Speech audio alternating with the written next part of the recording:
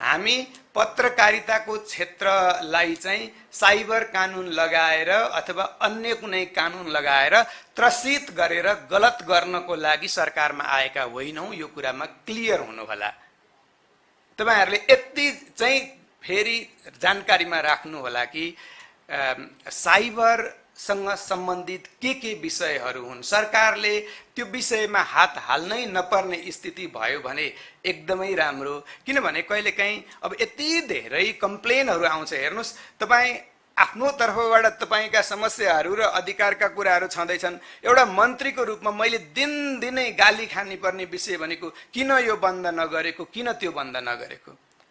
सञ्चार माध्यमहरू बन्द गर्नको लागि बन्द किन नगरेको भनेर दिनदिनै गाली खानु परेको छ भनेदेखि तपाई सम्पूर्ण स्टेक होल्डर्सहरूले पनि अलिकति सञ्चार माध्यमहरूलाई चाहिँ कसरी अगाडि बढाउने भन्ने बारेमा गरिदिनु भयो भने सरकारलाई पनि काम गर्न सहज हुन्छ। हामीलाई जानकारी छ त पत्रकारिताको क्षेत्रमा गलत किसिमले तपाईको हात हाल्यो भनेदेखि सजिलो हुँदैन भन्ने त हामीलाई जानकारी होला नि। तर त्यति हुँदै पनि सरकारका चाहिँ विभिन्न पक्षहरूसँग अकाउन्टेबल हुनुपर्ने बाध्यताले गर्दाखेरि कहिलेकाहीँ यताउति हुन सक्छ।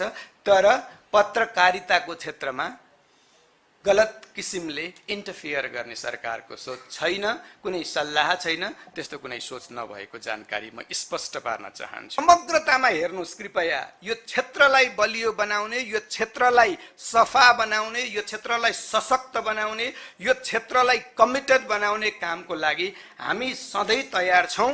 तर गैर कानुनी कुराहरू लिएर आउने धृष्टता चाहिँ नगर्नु होला सञ्चार मन्त्रालयमा। त्यो चाहिँ स्वीकार्य हुँदैन।